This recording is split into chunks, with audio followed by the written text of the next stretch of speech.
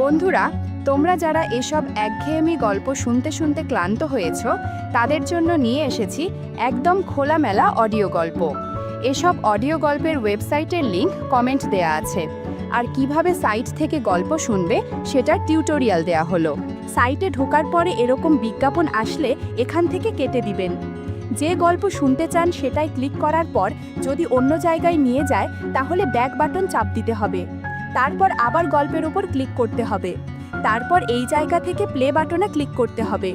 Play বাটনে click করার পর যদি আবার বিজ্ঞাপন আসে তাহলে বিজ্ঞাপন এখান থেকে কেটে দিতে হবে।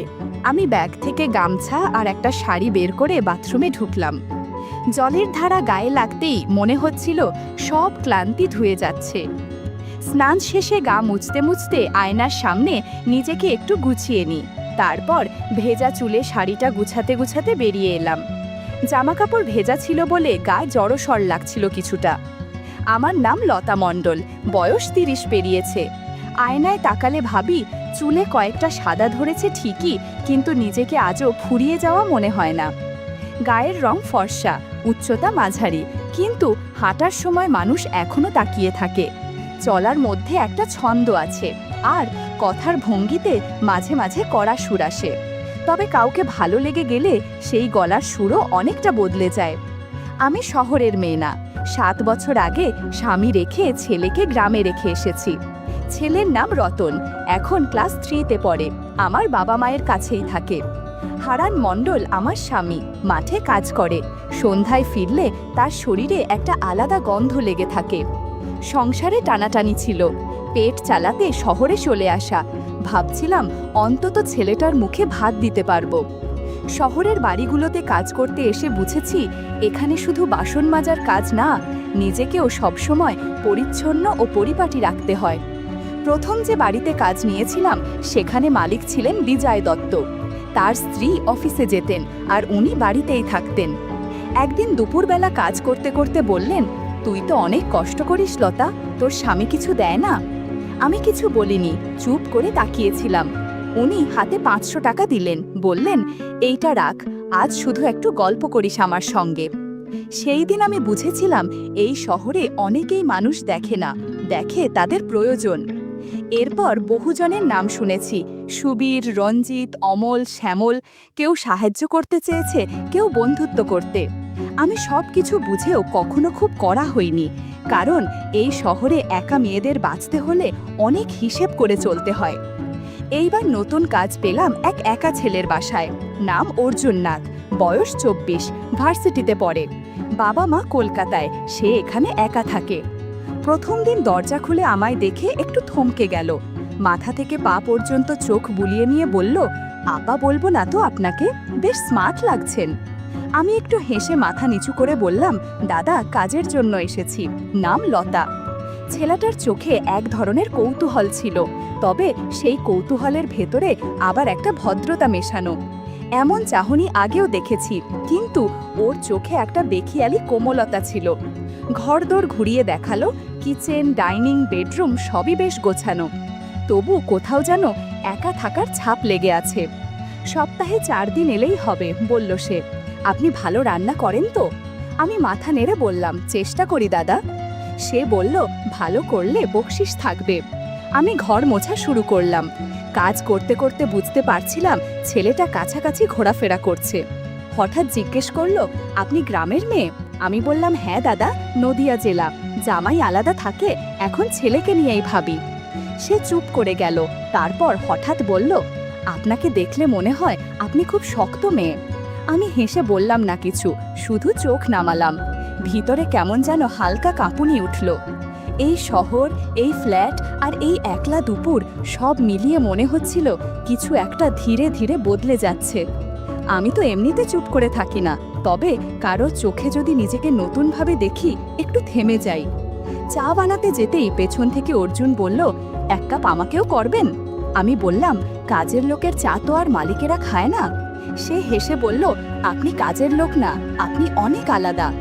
চা বানাতে বানাতে মনে হচ্ছিল অনেক দিন পর কেউ যেন ভেতরের মানুষটাকে ডেকেছে। সেটা কি শুধু সৌজন্য নাকি আরও কিছু আমি জানি না, তবে এটুকু জানি প্রতিটা চোখ, প্রতিটা শব্দ কোথাও না কোথাও গড়ায়। দ্বিতীয়বার যখন গেলাম সকালটা ঠান্ডা ছিল। আমি শাড়িটা একটু গুছিয়ে কোমরে আটসাট করে নিলাম। ফ্ল্যাটে ঢুকেই দেখি অর্জুন লুঙ্গি পেঁচিয়ে ব্যালকনিতে। ছায়া রোদের ভেতরে ওর চেহারাটা যেন থেমে থাকা এক ছবি। আজ দেরি করলেন? বাসে ভিড় ছিল দাদা, আমি চোখ নামিয়ে বললাম। তার চোখে খেলে গেল একরকম হাসি। শরীর ছোঁয় না, কিন্তু মন কাঁপিয়ে যায়। চা চাইল সে। বললাম, এ বাড়িতে তো আমার হাতেই সব হয়। সে বলল, আপনার মুড বুঝেই খেতে চাই। শব্দটা শুনে বুকের ভেতর হালকা ঢেউ উঠল। কাপটা যখন ওর হাতে দিলাম, আমার আঙুল ছুঁয়ে গেল।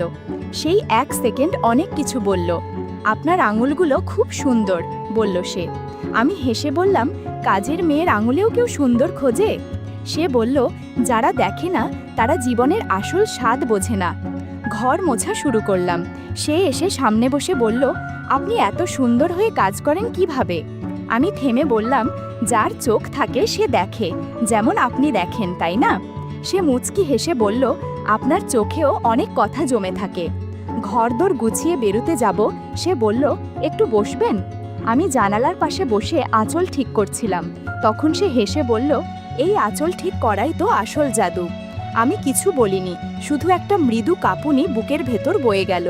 সে বলল, আপনি জানেন, আমি অনেক দিন একা থাকি। কেউ আমার জন্য চা বানায় না, কেউ এমন করে বসেও না। আমি বললাম, আপনার সব চাহিদা কি আমি একা মেটাবো? সে বলল, শরীর নয়, আমি শুধু আপনাকে দেখতে চাই প্রতিদিন। কিন্তু আমরা দুজনেই জানতাম, এমন চাওয়া কখনো শুধু দেখাই থামে না। সকালটা গরম ছিল। আমি বললাম, দাদা একটু ফ্রেশ হয়ে নি। সে মাথা নেড়ে চুপচাপ রইল। আমি ব্যাগ থেকে গামছার শাড়ি নিয়ে বাথরুমে গেলাম। জলের ছোঁয়ায় শরীরটা হালকা লাগছিল, যেন চিন্তাগুলো ধুয়ে যাচ্ছে। তবু মনে হচ্ছিল দেওয়ালের ওপাশে কেউ নিঃশব্দে আমার সমস্ত অনুভব টের পাচ্ছে। স্নান শেষে গা মুছতে মুছতে আয়নায় তাকালাম। নিজেকে একটু গুছিয়ে বেরোলাম। আমি জানি এই অর্জুনের ফ্ল্যাটে কিছু একটা ধীরে ধীরে জমে উঠছে। বাথরুমের আয়নায় চোখ পড়তেই নিজেকে কেমন অচেনা লাগলো, যেন কোথাও একটা বদল শুরু হয়েছে। ভেজা চুলে আধো গোছানো শাড়িতে বেরিয়ে এলাম। গা কিছুটা জড়সড়, ভেতরে অজানা সাড়া। অর্জুন চুপ করে তাকিয়েছিল। চোখে কোনো লালসা ছিল না, বরং এমন এক গভীরতা যেটা স্পর্শ না করেও ছুঁয়ে যায়। আমি মৃদু গলায় বললাম, দেখছেন যে? সে আস্তে মাথা নাড়ল, না আর হ্যার মাঝামাঝি। আমি বললাম, আপনার চোখে কোমলতা আছে, কিন্তু তার ভেতর যে উত্তাপ, সে শুধু নিঃশ্বাস ফেলল। আমি পাশ ফিরে দাঁড়িয়ে শাড়ি গোছাচ্ছিলাম, আর টের পাচ্ছিলাম তার দৃষ্টি আমার ঘাড় বরাবর থেমে আছে। চুল থেকে পানি গড়িয়ে গাল ছুঁয়ে পড়ছিল। পেছনে তাকালাম, সে চুপচাপ বসে, চোখ নামিয়ে। আমি কিছু না বলে চা বসাতে গেলাম। জানতাম এই নিঃশব্দ মুহূর্ত তার মনে গেঁথে গেছে। ওর চোখে ছিল না প্রশ্ন, ছিল অনুভব। আর আমার প্রতিটি সাড়া সেই চুপচাপ আকর্ষণের কাছে নরম হচ্ছিল ধীরে ধীরে। কাজ সেরে যাচ্ছি এমন সময় অর্জুন বলল, আপনি একটু বসেন না, একা লাগছে ঘরে। আমি কিছু না বলে গিয়ে বারান্দার পাশে চুপচাপ বসলাম। সে বই হাতে ছিল, কিন্তু চোখ আমার দিকেই। বললাম, এই দুপুরে বই? সে হাসল, মন চলে যায় অন্য কোথাও। আমি জানতাম কোথায়। লসে বলল, ঘরে গরম, ফ্যানের নিচে আসুন। আমি গিয়ে খাটের পাশে ওর 1 হাত দূরে বসলাম। চুল আধখেজা, ঘাড় ছুঁয়ে নামছিল। অর্জুন তাকাল, কিন্তু কিছু বলল না। আমি জিজ্ঞেস করলাম, কিছু খাবেন? সে মাথা নাড়িয়ে বলল, না, আপনি পাশে থাকলেই হয়। সময়টাই অনেক কিছু বলে দেয়। তারপর দুজনের মাঝে নিঃশব্দে একটা কিছুর জন্ম হলো, যেটা চোখে মুখে বলা হয় না, শুধু অনুভব করা যায়। আপনার পাশে একটা ঘ্রাণ পাই, যা কোথাও পাই না, অর্জুন বলল। আমি একটু চমকে তাকালাম, তারপর হেসে বললাম, এই গন্ধ তো দুধ, সাবান আর পানি মিশে তৈরি। জানি সে আবেগে বলেছে, তবুও মনে কোথাও একটা নড়ে উঠল। আমি একটু গা ঘেঁষে বসলাম, অনিচ্ছুক ভাব দেখিয়ে, অথচ মন চাইছিল। তার আঙুল ছুঁয়ে গেল আমার আঙুলে, মুহূর্তটা কাঁপিয়ে দিল। অথচ কেউ কিছু বলল না, যেন ঘরের নিঃশব্দতাও টের পেল কিছু একটা বদল যাচ্ছে। আমি বললাম, আমি যাব? সে ফিসফিসিয়ে বলল, আরেকটু থাকুন, আপনার পাশে বসলে মন শান্ত হয়। আমি রইলাম। কিছু অনুভব বলা যায় না, শুধু টের পাওয়া যায়। সেদিন শুক্রবার। অর্জুন বলেছিল, আজ কলেজে যাচ্ছি না, দেরি করে এসো, একা লাগবে। তার এমন করে বলা ভেতরটা ছুঁয়ে গেল। সত্যিই তো, আমি কি চাই না কেউ আমার জন্য অপেক্ষা করুক? বাসে করে এসে দেখি মাথা ঘেমে গেছে, চুল ভিজে কপাল ছুঁয়ে নামছে। সে বলল, আপনার মাথা ভিজে গেছে, বসুন, আমি তোয়ালে দিই। আমি অবাক হলাম, আপনি দেবেন? সে হেসে বলল, শুধু আপনি কেন, আমিও যত্ন নিতে জানি। সে একটা নরম তোয়ালে এনে দিল। আমি চুল মুছছিলাম আর টের পাচ্ছিলাম ওর নিঃশব্দ দৃষ্টি, যেন বাতাসও থেমে গেছে। আমি বললাম, চুল মুছতে ঘাড়ে ব্যথা লাগে। সে বলল, আমি সাহায্য করব? আমি তোয়ালে ওর হাতে দিয়ে বললাম, দেখি আপনার হাতে কেমন যত্ন। সে পেছনে দাঁড়িয়ে চুল মুছতে লাগলো। তার হাতের চাপ নরম, নিঃশব্দ। আমি চোখ বন্ধ করলাম। ঘ্রাণ কি সব জায়গা থেকে একই রকম আসে? সে বলল, এই ঘ্রাণে মায়া আছে। আমি বললাম, চুল শুকিয়ে গেছে আর দরকার নেই। সে একটু পেছিয়ে দাঁড়ালো, মুখে অপরাধ বোধ। আমি বললাম, কাছাপিছার হিসাব মনের জায়গায় চলে না অর্জুন। এরপর আমি মেঝে মোছা শুরু করলাম। কাজ শেষে খাটের পাশে বসে হাওয়াটা নিতে গিয়েছিলাম। সে এসে আমার পাশে বসলো। দুজনেই চুপ, শুধু ফ্যানের শব্দ আর আমাদের নিঃশ্বাস চলছিল। হঠাৎ আঙুলে তার ছোঁয়া টের পেলাম, সরালাম না। আপনি গেলে ঘর ফাঁকা ফাঁকা লাগে, সে বলল। আমি বললাম, আর আমি থাকলে? সে বলল, তাহলে মনে হয় কিছুই হারায়নি। আমি হেসে বললাম, অভাব তো আমার জীবনেই বেশি। সে চুপ করে রইল, তারপর বলল, আপনার পাশে এলে মনটা থেমে যায়, শান্ত হয়। আমি বললাম, সব ইচ্ছে তো পূরণ হয় না অর্জুন, কিছু ইচ্ছে অপূর্ণ থাকাই ভালো। একটু থেমে আবার বললাম, সব একবার, অনেক সময় বহুবার হয়ে যায়, তখন আর ফেরার পথ থাকে না। আমি উঠে দাঁড়ালাম, আজ ফিরি, সন্ধে হয়ে যাবে। সে চুপচাপ দরজায় এসে দাঁড়ালো। আমি বেরিয়ে এলাম, কিন্তু পেছনে ওর চোখের টান ঠিকই টের পাচ্ছিলাম। পরদিন বিকেলে অর্জুন বলল, অনেক গরম, চলেন কোথাও বেরিয়ে যাই একটু ছায়ায়। আমি হেসে বললাম, এই রোদে জল, এতদিন কোথায় ছিলাম আমি? সে বলল, ওয়াটার পার্কে চলুন, ফাঁকা জায়গা, আর কেউ থাকবে না, শুধু আমরা। আমি কিছু না ভেবেই রাজি হয়ে গেলাম। পার্কটা নিরিবিলি। আমি রঙিন শাড়ি পরে হাঁটছি, ব্লাউজটা হাতে। পানি পছন্দ না হলেও পাশে অর্জুন থাকায় অদ্ভুত শান্তি লাগছিল। সে বলল, একটু ঢুকবন তো পানিতে, ঠান্ডা লাগবে। আমি মুচকি হেসে বললাম, শরীর ভিজিয়ে ফেলতে পারি না তো। সে হাত বাড়িয়ে বলল, আমি তো আছি। আমার মনে হচ্ছিল এই ছোঁয়ার প্রস্তাবটাও আসলে আরও কিছু বলছে। আমি ধীরে বসে পড়লাম পানির ধারে। ওর হাতটা কাঁধ ছুঁতেই অদ্ভুত এক শীতলতা বুক জুড়ে ছড়িয়ে গেল। আমি হালকা চমকে উঠে বললাম, চলুন নামি একটু। আমরা পানিতে নামলাম, ও একটু সামনে, আমি পেছনে। আমার ভেজা চুল পড়েছে কাঁধ ছুঁয়ে। ওর চোখ আটকে গেল। আমি বুঝতে পারছিলাম ও শুধু দেখছে না, অনুভব করছে। আমি বললাম, তুমি কি ভাবছো? সে কাঁধ ঝাঁকিয়ে বলল, তোমার কথাই ভাবছি। এই জল, নীরবতা আর দুজনের মাঝখানের দূরত্ব সব মিলিয়ে যেন একটা নিঃশব্দ বন্ধন তৈরি হচ্ছিল। সন্ধ্যার আগে অবধি সেই ছায়ার খেলা চলতেই থাকলো, শান্ত, গভীর, নীরব। সকালে বাজার থেকে সবকিছু এনে আমার সামনে রাখলো।